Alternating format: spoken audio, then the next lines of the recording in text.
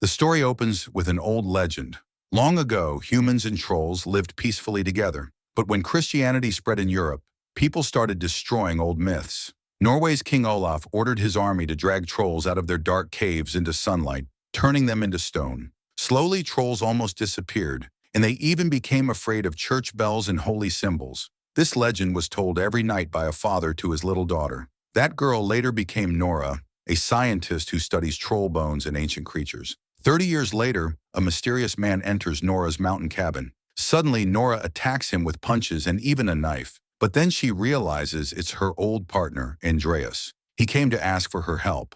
3 years ago, Nora's knowledge helped the army fight a giant troll. She was part of a troll research commission, but she quit because of government corruption. Nora agrees to help after she learns that her father died in the last troll attack, and she had even dedicated her research book to him. On a helicopter ride, Andreas makes her sign secret papers, and she jokingly signs Tiny Trolley Molly. They arrive at a hidden mountain research base and meet Professor Miller, Wengel, and the project leader Marion. They take Nora into a deep underground tunnel. During World War II, the world was told that scientists here were working on an atomic bomb, but the real secret was that they were searching for a giant troll.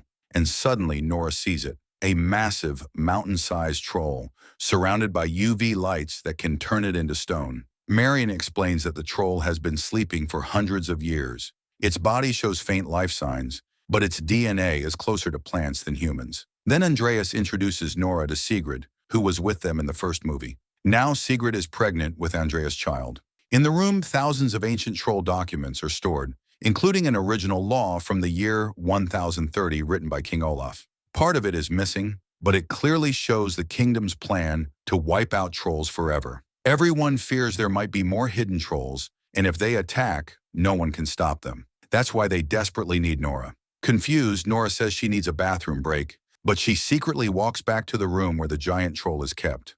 Nora climbs up a high platform and gently touches the troll's nose. She hums softly, thinking nothing will happen. But suddenly, the main computer shows activity inside the troll's body. As Nora turns to leave, the troll opens its eyes and looks straight at her. The whole team rushes in, and the chained troll begins to struggle violently. Professor Miller orders the guards to switch on the UV lights, but Marion refuses to let the troll die. She spills coffee on the control system, shutting it down. Nora tries to escape by lift, but the troll breaks free from the chains and smashes the lift cabin. Nora hangs on for life as the cabin crashes down. Andreas runs to pull her out just in time. Meanwhile, a small troll sample rolls near Professor Miller, and he grabs it and runs. The troll moves through the lab, crushing Professor Wengel under its feet. Nora and Andreas escape with Marion and Sigrid through an emergency exit. The troll breaks the entire building and, for a moment, stares at them, then walks away. Soon a helicopter brings them to a secret Air Force base, where they meet their old friend Chris, now a major. In the briefing room, Nora and Marion argue. Nora blames her for careless security. The Prime Minister, Brinman, arrives and admits this project was dangerous from the start. Marion still wants to study the troll, but Nora says nature should not be caged. The Prime Minister explains he must protect the nation, so the military must kill the troll. Nora is angry because an innocent troll was killed last time. Then he reveals that his brother died in that attack, and he won't repeat that mistake. After the meeting, Andreas sees a stone in Nora's hand. She says it came from the troll they killed before, a reminder of her guilt. Andreas tells her humans learn and fight better through their mistakes. His words motivate Nora, and she joins Chris's mission team. At first, Chris refuses to take her, but Nora reminds him her father died in the last troll attack. Chris agrees, and Marion also joins the team. Chris shows that their helicopters are now equipped with UV lights to kill the troll. Meanwhile, at a ski resort in Boskaru, people are partying, drinking, and dancing. Suddenly, the building shakes, the disco ball falls, and everyone stops. A few seconds later, the troll tears open the roof and looks inside. At first, people take out their phones and record videos. But when the troll roars and grabs people with its giant hands, the party turns into chaos. People scream, run, and get crushed as the building collapses around them. Outside the destroyed resort, the troll grabs people like snacks, swallowing them whole without even chewing. Just then, army helicopters arrive and switch on powerful UV lights. They fly extremely close, burning the troll's skin. Twice they hurt him badly, but the troll rips out an electric pole and throws it at the choppers. One helicopter gets badly damaged. Major Chris reaches his injured pilot, who whispers, "It was an honor fighting with you," and the helicopter explodes. Filled with rage, Chris tries to continue the attack, but Nora stops him, telling him not to lose control. The troll looks at the humans silently and slowly walks away. Later, Chris stands over the wreckage like a tribute to his fallen soldier. Marion still refuses to believe trolls are killers. Nora explains that the first troll they met was innocent. He only wanted to go home. Trolls attack because humans captured them, tortured them, and hunted them for centuries. Andreas asks if they can communicate with trolls. Nora says she knows someone who might help. Meanwhile, miles away, a man finishes repairing his old broken house. Suddenly, the ground shakes, his dog barks, and the troll crushes the house all over again. The team travels to a restricted area in the Dovra Mountains. Inside a dark cave, Andreas touches a sticky substance. Nora explains it's a trap humans once used to kill the Troll King. Many years ago, humans kidnapped the king's child and hid it here, using this cave to torture and trap the king with crosses and holy symbols.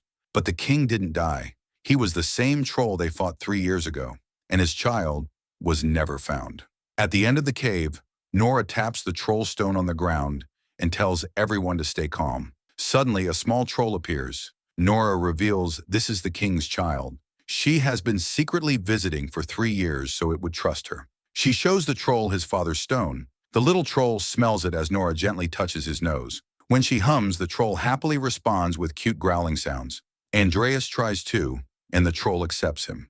Since he has no name, Nora lovingly calls him Beautiful. Then Nora turns serious and asks Beautiful for help. At Boverdeen, when the giant troll arrives, Nora fires a flare into the sky. Beautiful bursts from the snow. Both trolls roar at each other. Andreas tries to shoot, but Marion stops him. The giant troll stomps the ground so hard that the ice begins to crack. Nora slips and falls, but Chris pulls her away just in time. Beautiful tries to jump, but the ice breaks. The young troll falls into freezing water. He struggles to swim, but slowly sinks below the surface, disappearing forever. The giant troll turns toward the humans. Everyone rushes to the helicopters. The troll tries to stop them, but they manage to take off and escape. Nora cries helplessly, staring at the icy water, mourning the loss of Beautiful, the only innocent friend the trolls had. Back at the airbase, Nora tells Marion how she once brought Beautiful out of the cave. He didn't want to destroy anything. He would just sit and stare at the stars, then quietly go back to the place where he felt safe. Meanwhile, the team studies the path of the giant troll, and Marion realizes it matches an ancient pilgrimage route leading north to Nidaros. Nora checks her notes and remembers her father's story. Long ago, Nidaros was Norway's capital, ruled by King Olaf. That means the troll isn't wandering randomly. He's heading there for revenge. The team reaches Trondheim and meets Esther, Nora's father's old friend. Esther shows them the legendary Nidaros Cathedral, built between 1070 and 1300.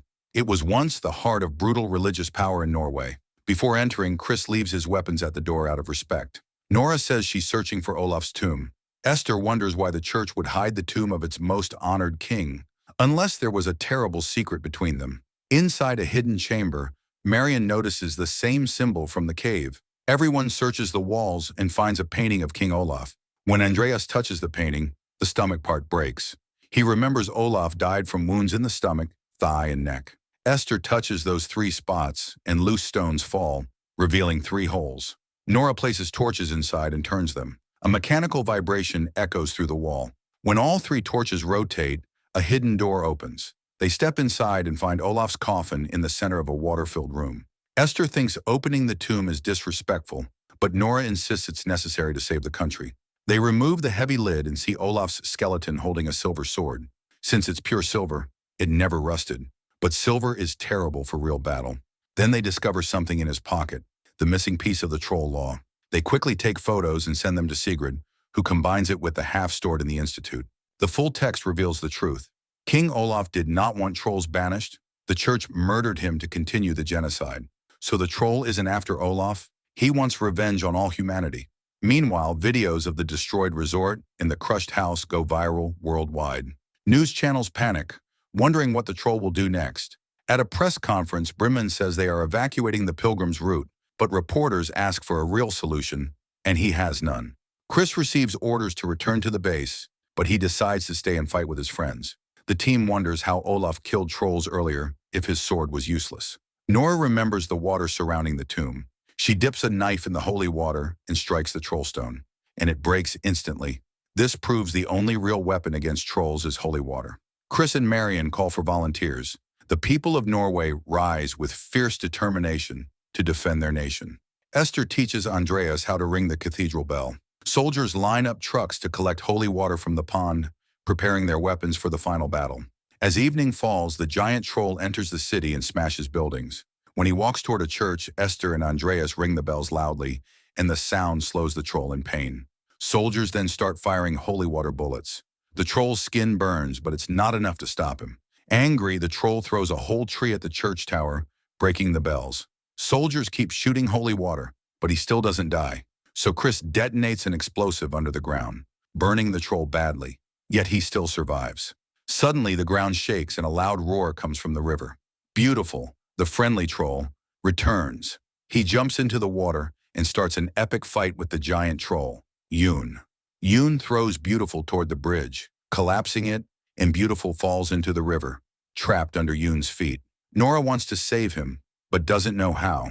Then Marion remembers, every troll has a heartbeat, and holy water must reach the heart to kill it. They have only one bomb left, so they must use it perfectly. While Yoon keeps smashing Beautiful, Chris and Andreas board a helicopter, and Nora and Marion keep shooting to distract the giant troll. The helicopter flies above Yoon, but the bomb slips. Andreas jumps and grabs it, but the detonator falls and breaks. There's only one way left. The bomb must be exploded with a grenade, meaning someone must sacrifice themselves. Andreas knows this is his duty. He tries calling Sigrid one last time, but the call cuts off. Beautiful is unconscious, and the girls are out of ammo. The helicopter flies close to the troll's head. Andreas jumps with the bomb and grenades straight into Yoon's mouth. Yoon swallows him, and seconds later, a blast spreads holy water through his entire body. His stone skin starts melting. At that moment, Beautiful wakes up, grabs the chance, and rips out Yoon's heart, turning the monster into dust in the river. Later, the town repairs the damaged church.